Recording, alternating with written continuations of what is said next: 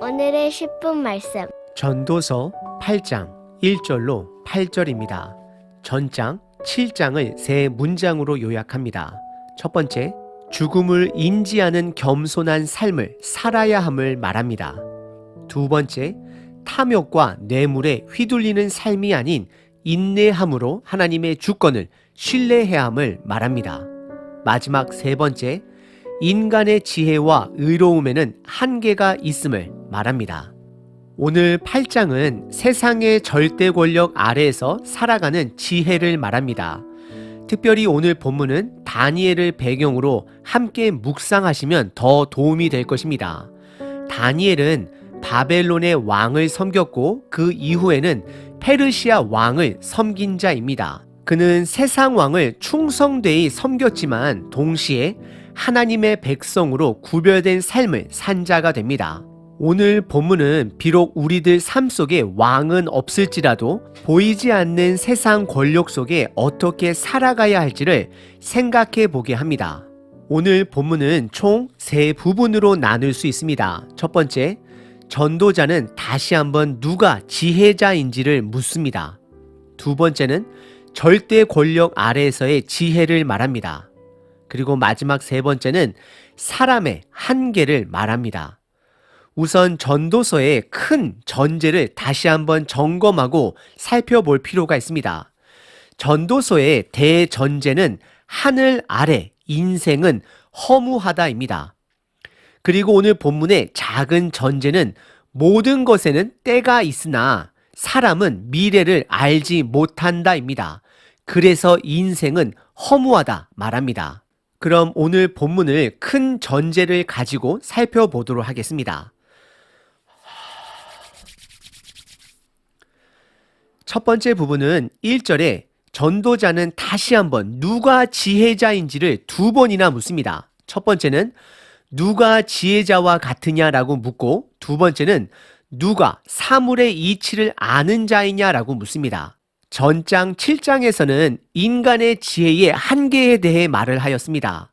그래서 1절에서는 전도자가 풍자적으로 묻고 있는 것입니다. 그래서 그의 물음의 답은 지혜자도 없고 사물의 이치를 아는 자도 없다입니다. 하지만 전도자는 사람의 지혜는 그의 얼굴에 광채가 나게 하고 얼굴에 사나운 것이 변한다라고 고백합니다. 우리는 구약에서 얼굴이 변한 모세 사건을 기억합니다. 모세는 산에서 하나님과 시간을 보내고 산 아래 내려왔을 때에 그의 얼굴에는 광채가 났습니다. 바로 하나님을 경외하는 것이 지식의 근본이 되는 것입니다. 결국 전도자가 말하는 지혜는 두 가지입니다. 첫 번째는 인간의 한계를 인정하는 지혜입니다. 두 번째는 그래서 하나님을 신뢰하는 지혜입니다. 하나님을 신뢰하는 자는 나에게 주어진 상황을 함부로 판단하지 않습니다. 인내할 줄 알고 지켜볼 줄 아는 자입니다. 왜냐하면 하나님을 경외하기 때문입니다. 다니엘은 지혜로운 자였습니다. 이방 리더들은 다니엘을 말할 때에 마음이 민첩한 자 또는 그 안에 신들의 영이 있는 자다라고 고백합니다. 왜 그는 마음이 민첩한 자, 신들의 영이 함께하는 자다라고 남들이 고백할까요? 그것은 그의 결정에, 그의 삶 안에 하나님의 동행함이 있기 때문입니다. 오늘 본문의 첫 번째 부분은 전도자가 지혜자가 누구인지 묻습니다. 답은 이 세상에 지혜자는 없습니다. 다만 인간의 한계를 인정하고 하나님을 경외하며 그분과 동행하는 것이 지혜가 되는 것입니다. 두 번째 부분은 2절서부터 6절까지 세상의 절대 권력 아래에서의 지혜를 말합니다. 이것은 오해하시면 안 됩니다. 절대 권력의 눈치를 보라는 말이 아닙니다. 세상 권력 아래에서 지혜롭게 행동하라라고 말하고 있습니다. 하지만 결국 전도자는 이 모든 것이 헛되도다라고 고백은 합니다. 다니엘은 비록 이방 땅에서 이방 왕을 섬기는 자였지만 동시에 구별된 자로 살아갔습니다. 그리고 그는 그가 섬긴 모든 왕으로부터 신임을 받았던 자였습니다. 바로 다니엘과 같은 삶의 지혜를 말하는 것입니다.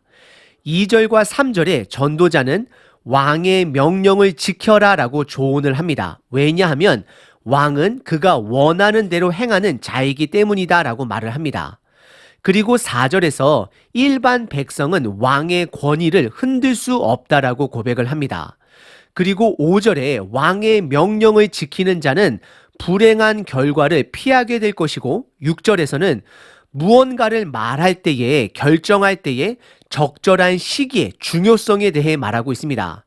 하지만 이런 모든 지혜에도 불구하고 결국 사람은 미래를 아는 것이 불가능하기 때문에 진정한 유익은 없다라고 전도자는 말하고 있습니다. 오늘 본문의 두 번째 부분은 세상의 절대 권력 아래에서의 지혜를 말합니다. 전도자는 나의 뜻을 밝히는 그 자체도 중요하지만 그 뜻을 밝히는 때와 방법 또한 중요함을 말하고 있습니다.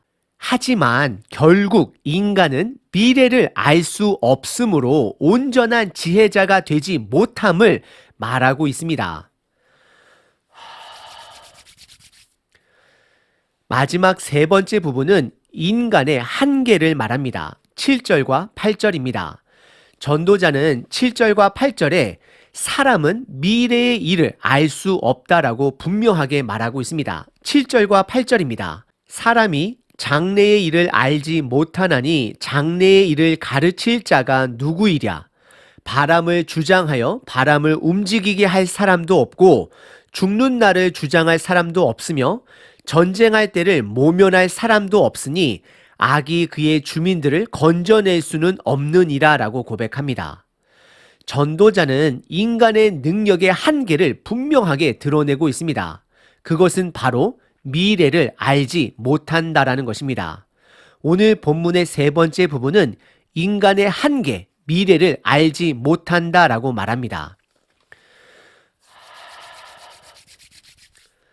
오늘 본문은 큰 그림과 함께 봐야 합니다. 작은 그림만 보게 되면 세상 권력 앞에 비겁한 자의 모습으로 비춰지기 쉽습니다. 전도자는 결국 왕 앞에서 지혜롭게 행동할지라도 결국 사람은 미래를 알 수 없다라고, 그래서 헛된 삶이다라고 고백합니다. 하나님께서 사자굴에 빠진 다니엘을 구한 경우도 있지만 반대로 예수님을 믿기 때문에 사자굴에서 순교를 당한 영혼들도 있다라는 것입니다. 사람은 미래를 알 수 없습니다. 그래서 전도자는 우리들의 삶이 헛되도다라고 고백하고 있습니다. 결국 전도자가 말하고자 하는 것은 한계가 없으신 하나님을 봐야 한다라는 것입니다. 하나님을 신뢰해야 한다는 것입니다. 하나님의 인도하심 없이는 살아갈 수 없음을 고백해야 한다는 것입니다. 지금 저와 여러분들에게는 권력을 행사하는 왕은 이 시대에 없습니다. 하지만 눈에 보이지 않는 권력은 아직도 이 시대에도 있습니다. 지금 이 시대에 우리에게 가장 큰 권력은 바로 물질의 힘입니다. 자급자족의 시대가 어려워진 지금 이 시대는 돈이 없으면 살아갈 수 없는 시대입니다.